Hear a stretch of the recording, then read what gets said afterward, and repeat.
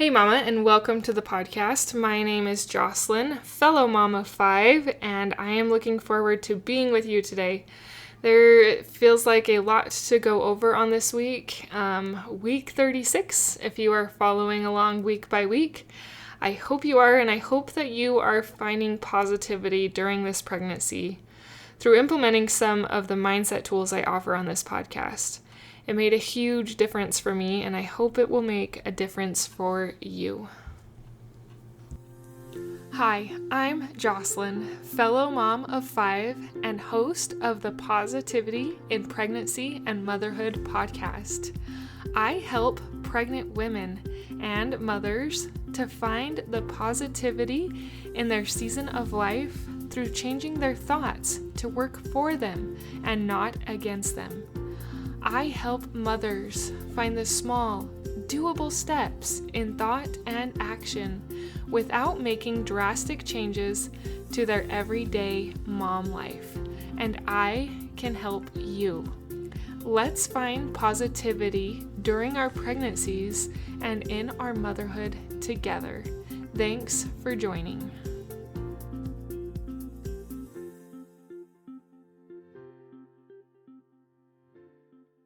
All right, let's get started with talking about the sweet little baby that is in your womb. Sweet little baby is about the size of a mini watermelon. They are about 20 inches long and around 6 pounds. Now, one of the sites I looked at says that they kind of gained half a pound a week the last few weeks. And this is give or take, as I mentioned last week. Some babies are going to be bigger and some are going to be smaller. Their sweet little bones are starting to harden. They are still shedding that lanugo, and that stuff is really important for digestion for them. It will help them to form their first poop, which is actually different than normal poop, and it's called meconium.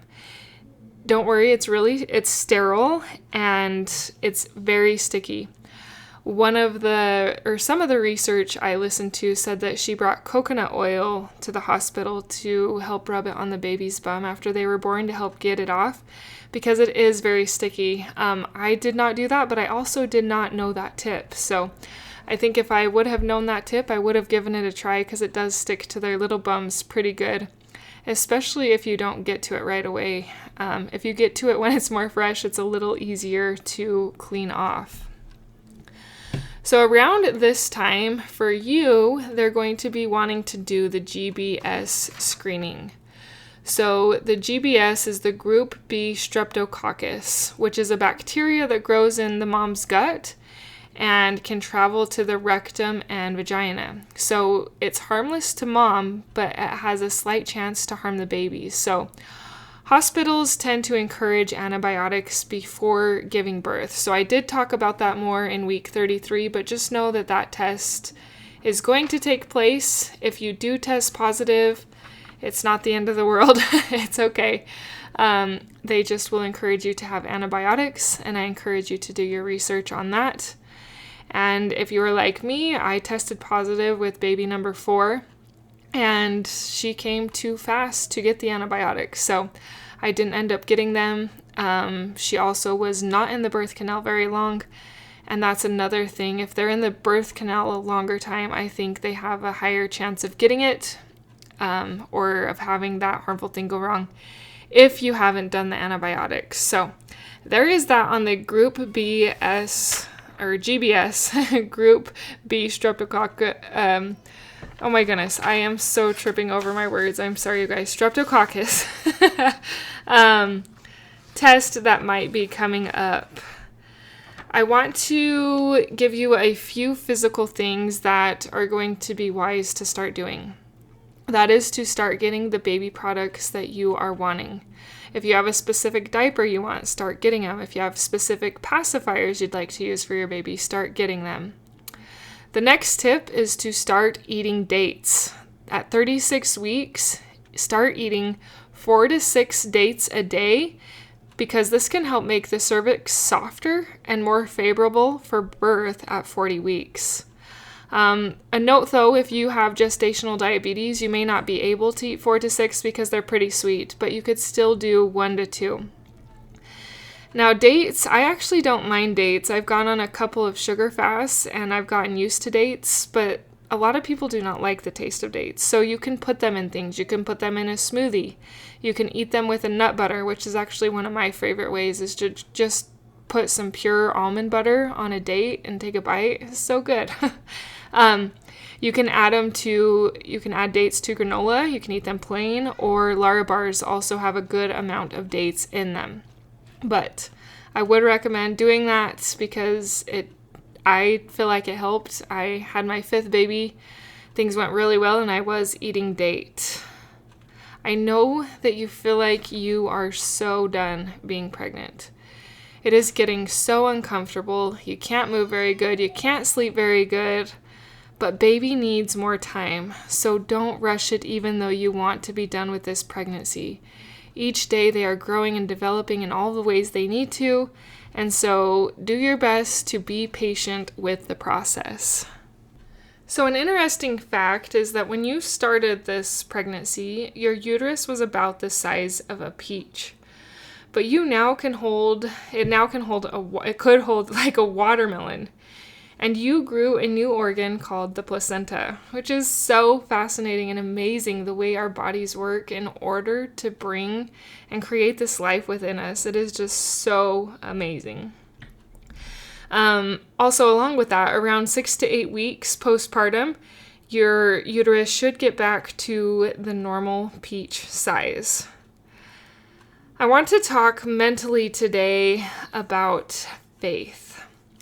I try to, on these update podcasts, share with you like week by week what could be changing or going on in your body. And I also like to give mindset tips because shifting your mindset,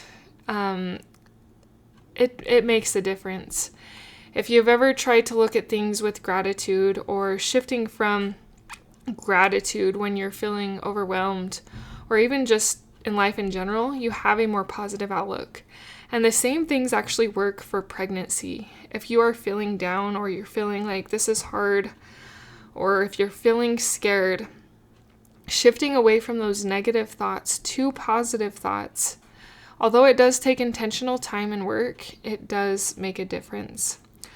So I want to encourage you today to have faith. What is faith? Faith is believing but not seeing. So I want you to believe in the beauty of what your body is doing. You can't see all the things that are going and working to create and build and make your sweet little baby. But you can have the faith that it's there and all happening. You can have the faith that things are going to work just how they need to for this birth. That you will be strong enough.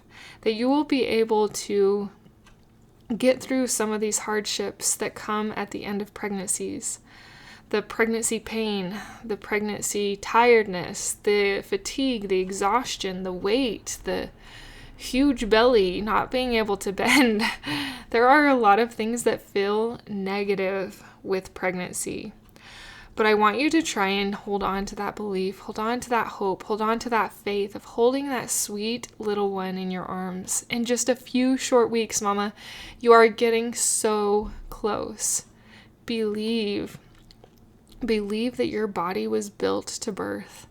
Believe that your baby knows just what to do to come through your birth canal the way that the babies are supposed to, that the contractions will work to bring your baby down, that all the ways you have prepared will help you in this birthing process.